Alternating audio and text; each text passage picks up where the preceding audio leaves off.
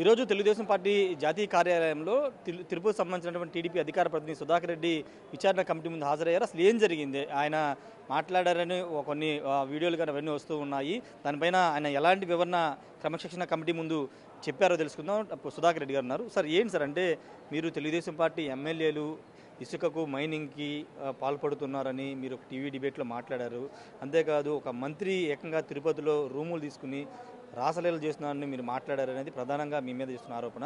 ఈరోజు కమిటీ ముందు హాజరయ్యారు. ఏ అంశాలు చెప్పారు సార్?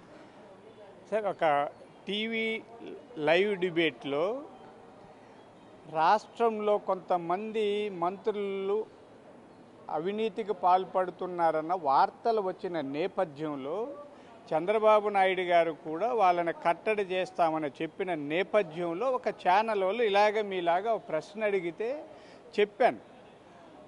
కొంతమంది అవినీతి పరులు ఉన్న మాట వాస్తవమే. ఒక మంత్రి ఏదో కొంత పొరపాటు ఎందుకంటున్నానంటే, వ్యక్తిగత విషయాలు డిబేట్లలో మాట్లాడకూడదు. నేను జర్నలిస్టును కూడా.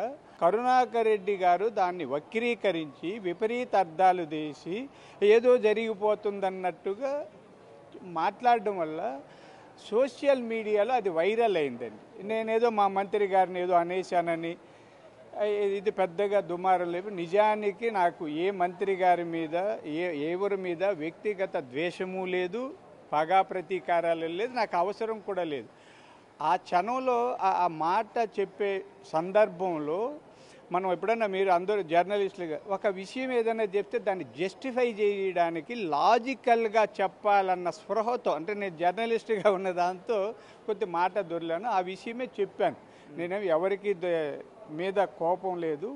పొరపాటుగా మాట దొర్లింది. ఆ మాట దొరలడం పార్టీకి కొంత నష్టం కలిగించిన మాట వాస్తవమే. అదే ఈ అన్యాపదేశంగా జరిగిన దానికి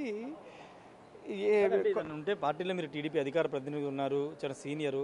ఏదైనా ఉంటే పార్టీ పెద్దలకు చెప్తే బాగుండేది, కానీ ఇలా చెప్పడం వల్ల ప్రతిపక్షాలకు అవకాశం ఇచ్చినట్టుంది. రెండోది పార్టీ పరువుని ఇలా బహిరంగంగా తీసినట్టు అనేది కొంతమంది చేస్తున్నారు. అవునండి, అంటున్నారు పార్టీకి నష్టంగా. నేను చెప్తున్నాను, అంటే ఒక్కొక్కసారి ఏమవుతుందంటే మనసులో గూడు కట్టుకున్న ఆవేదన లేదా కొన్ని కలత చెందుంటామండి. ఎవరమైనా, నేను అతీతున్నేం కాదు కదా, నాకు ఒక హృదయం ఉంటుంది, మానవత్వం ఉంటుంది, బాధ ఉంటుంది, ఆవేదన ఉంటుంది, ఇవన్నీ ఉంటాయి. ఒక్కొక్కసారి మనం నియంత్రిస్తే కూడా నిలబడకుండా మాటలు దొరుకుతాయండి. అర్థమైందా? పొరపాటేది. అంటే పొరపాటుని ఎందుకంటున్నా అంటే, ఒక వ్యక్తిగత జీవితాలకి తొంగి చూడకూడదు నేనైనా. అంటే నేను కూడా జర్నలిస్ట్. అయితే ఇది జస్టిఫికేషన్ చేయాలనే ఉద్దేశంతో చెప్పాను. పొరపాటు జరిగింది నేను చెప్తున్నా. దాన్ని వైసీపీ వాళ్ళు వాడుకు, ఇది రాజకీయాల్లో సహజమండి. పాలకపక్షం ఏదన్నా చిన్న దొరికితే ప్రతిపక్షం దాన్ని భూతత్వంలో చూడడం సహజమే. దీనికి ఇంకా చేయి జారిపోయింది, గ్లాసు పగిలిపోయిందని దాన్ని నేను పొరపాటుగా చేయి జారి గ్లాసు పగిలిపోయింది, ఎందుకు పగలగొట్టావు అంటే పగిలిపోయింది, దాన్ని తోసిపోసేయాల్సిందే. ఏం చేస్తాం? అరుస్తుంటారు వాళ్ళు, అరుచుకొని. అయితే మీరు ఎందుకు అసంతృప్తిగా ఉన్నారు? నామినేటెడ్ పదవిని ఆశించారా, లేకపోతే ఎందుకు ఈ అసంతృప్తి ఏంటి కారణం? నేను మీకు సరదాగా చెప్తాను. నాకు నామినేటెడ్ పదవి నేను ఎప్పుడూ అడగలేదండి. మీకు వాస్తవం చెప్తా బ్రదర్. నాకు 70 ఏళ్ళ వయసు. నేను ఇప్పుడు కాదండి, కాంగ్రెస్ పార్టీలో యూత్ కాంగ్రెస్ స్టేట్ జనరల్ సెక్రటరీగా 10 ఏళ్ళు చేశాను. సేవాదళ చైర్మన్ చేశాను. జనతా పార్టీలో స్టేట్ జనరల్ సెక్రటరీ చేశాను. నేను ఈరోజు కాదు, నేను ఇంటర్మీడియట్ నుంచి రాష్ట్ర స్థాయి నాయకుడిని. నాకు నామినేటెడ్ పదవి ఎంత ఇస్తారంటే, నామినేటెడ్ పెద్ద పేరున్న సైకాలజీ నా దగ్గర కౌన్సిలింగ్ చేస్తే నామినేటెడ్ పదవుల చైర్మన్ల కంటే 4 రెట్లు. మీకు వాస్తవం చెప్తా, రోజుకు 25,000 తీసుకుంటా ట్రైనింగ్ ప్రోగ్రామ్ ఇస్తే.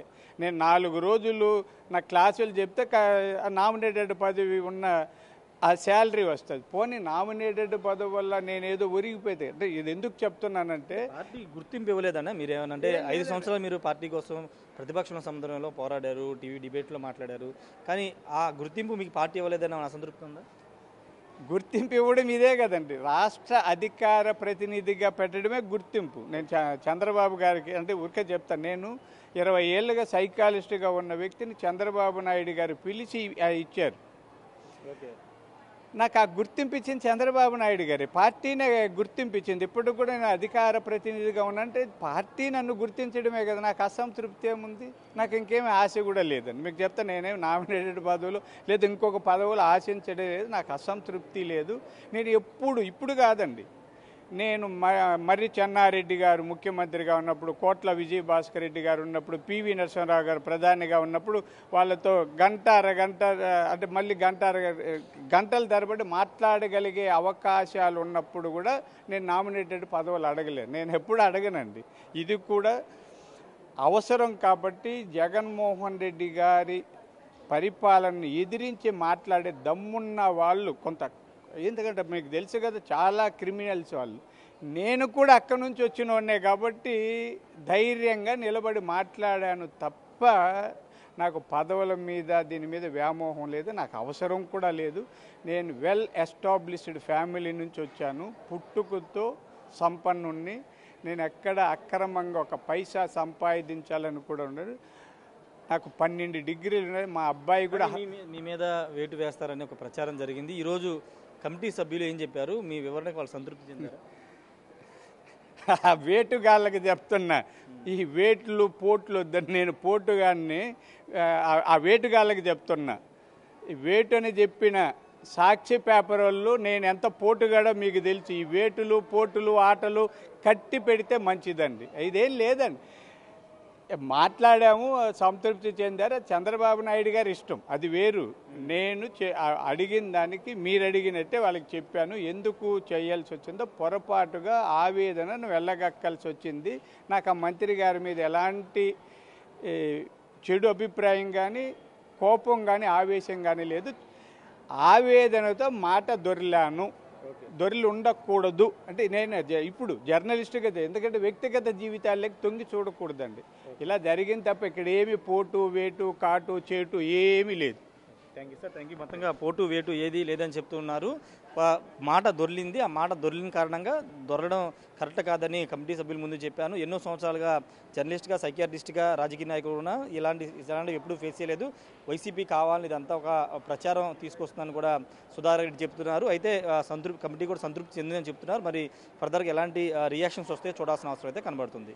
Camera person Suresh, Rajesh, big TV, Amaravati నుండి.